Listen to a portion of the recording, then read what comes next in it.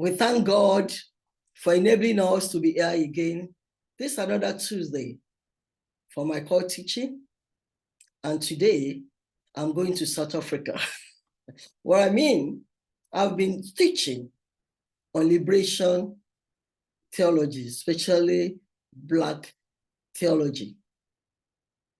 I've said a lot on Italian and the Black theology in America, the one of James Cone, the one of Hopkins, and the one of Wright.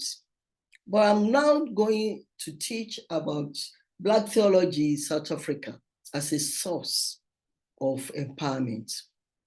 Black theology in South Africa as a source of empowerment. For those of you who are new to this, my channel, my name is Josephine. I'm the digital professor for languages and Academy of In-Depth Economy. Tuesdays, we teach, and I teach one of my core courses in my area of specialization, which is philosophy of religion theology. I hold a doctoral degree in theological studies. Fridays, I speak or discuss important germane issues that are critical to our essence, to our living, lessons of life, things that are beneficial to families, to our children, to ourselves, something we can learn from. Very educative, very inspiring. And that's what I do on Friday. But Tuesday and Friday of this month, this is a special month for me. Because by God's grace, March 21, which is Tuesday, I won't be teaching on that day. Today's 14th, but I won't be teaching next Tuesday, which is March 21st.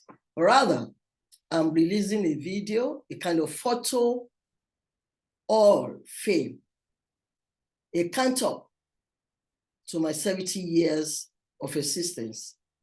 That day, I'll be celebrating my platinum birthday. And I want a count-up for my parentage, all in photos.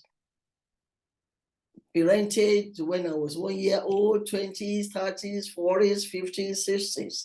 To my 69 and plus, knock a few months, maybe to my 70, March 21.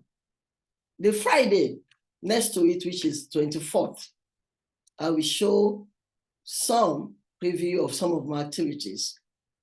That's to celebrate my 70 years of existence.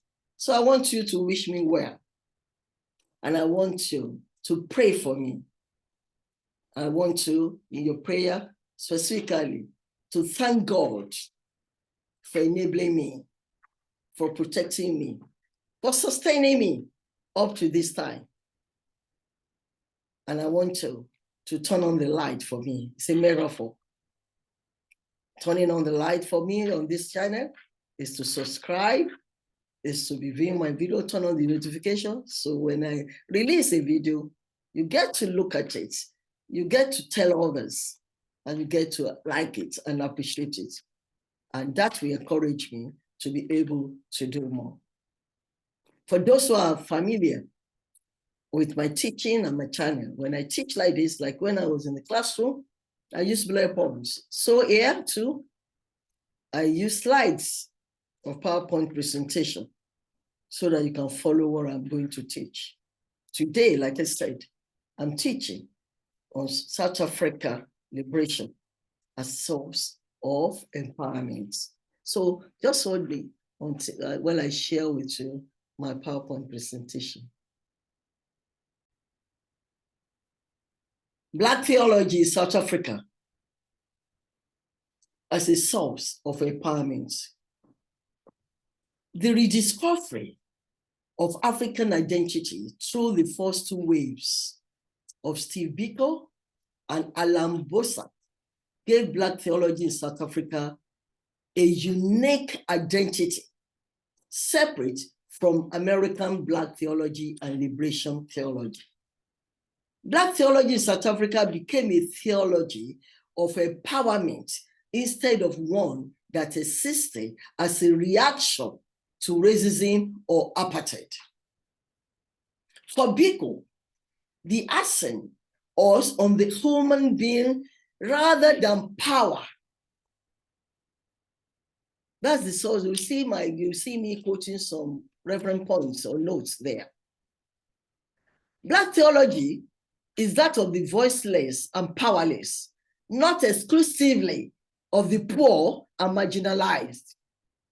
Powerlessness is the inability to control what happens, the inability to plan for the future, and the imperative of focusing on the present.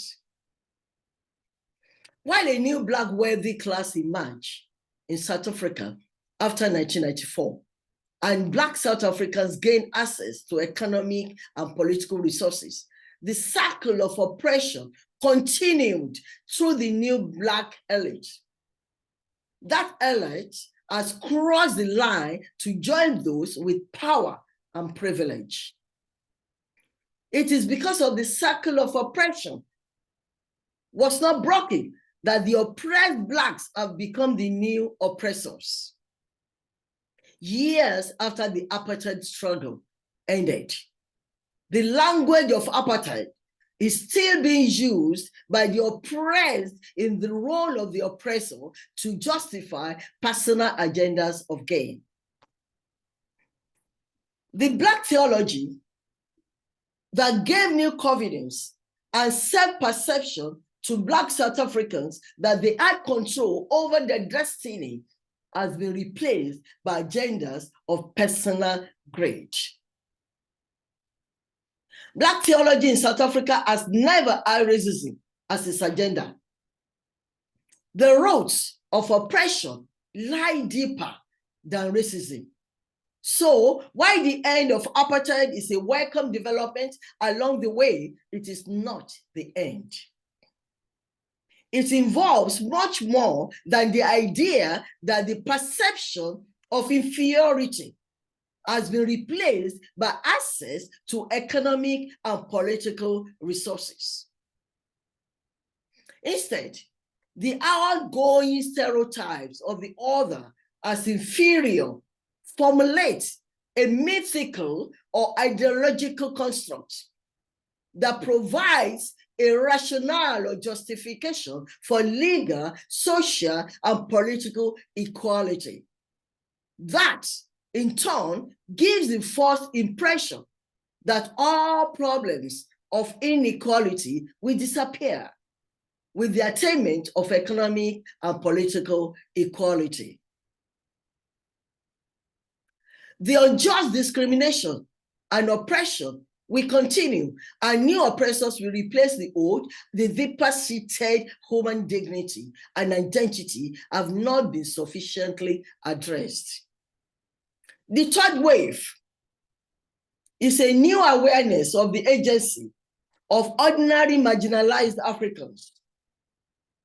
And then look at Maluleke, 2000, chapter 28, and the exposure of a diversity of African identities. There can be no advocacy of a single African identity because African culture is highly diverse.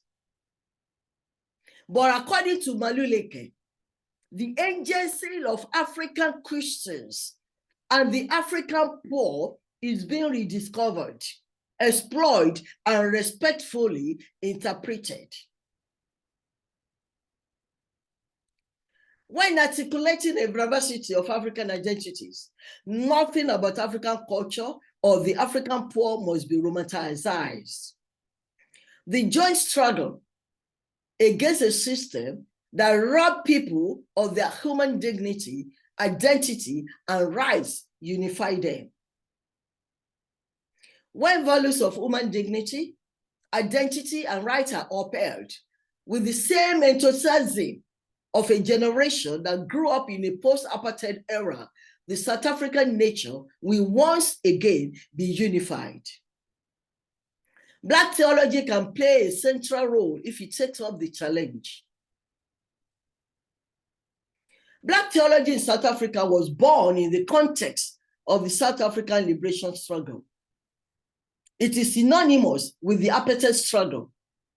It was a Black consciousness movement that affirmed the dignity of South Africans and their history, and also helped them rediscover their identity. Black theology in South Africa has consisted of two waves. The first wave was the one built on the foundations of Black consciousness laid by Steve Biko, which was what I actually mentioned earlier on the slides. All in all, the Black person had become a shell, a shadow of man, ultimately defeated, drowned in his misery, an enslaved person, an ox bearing the yoke of oppression with sheepish timidity. In response, the Black consciousness movement helped Black people to find their identity in themselves. And that is Belleville 2010, 27. Honestly, I'm going to continue on this South African Black theology. But like I said, hold on, that's the end for today. The teaching for today is very brief, brevity. Next Tuesday, I'm not teaching. I'm just showing a photo of it on my count up to my 70 years of existence.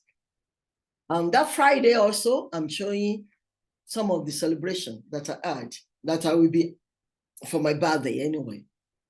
And maybe the upper Tuesday, I go back to teaching on South Africa Black theology. I want you to join me. Please turn on the light for me by viewing my videos coming on Tuesday, March 21, on Friday, March 24. If you are not subscribed yet to my channel, kindly do so. If you have not turned on your notification, please do so you can get anything. And any other information you need, just look at my description link for further information. I love you all. This channel is Academy of Knowledge Economy. I wish you well. But before I leave finally, I'm going to show you what land we Jews normally do. So join me as I turn on land with Jews.